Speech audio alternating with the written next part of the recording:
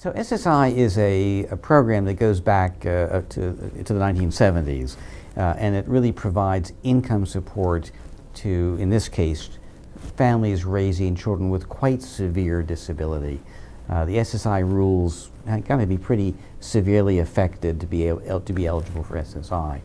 And it's a program that really does provide a very important base of financial support for families who are struggling to raise a child in a wheelchair or who needs multiple treatments for a particularly bad condition or whatever else. So it's a very, very critically important program for families.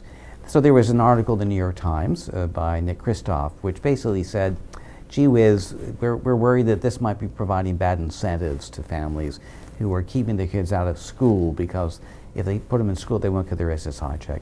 That's just wrong.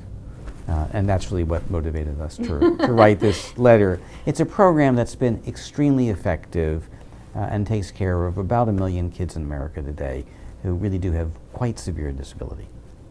Well, the good news is that we have very strong state chapters in every state in the union. So there are incredibly good people who are working in every state in this country on very similar kinds of issues.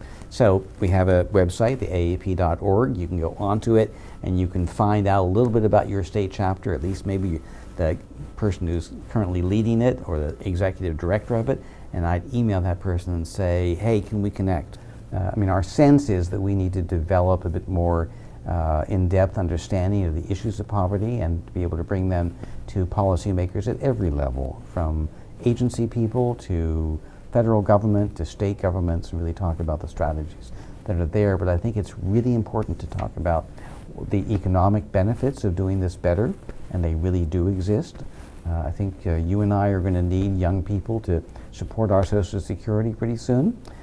And if we're not producing a young workforce that's able to really be participatory in that workforce, we're not going to have our Social Security benefits in place, etc. I think we have a lot of things to argue for why this kind of investment makes tons of sense right now.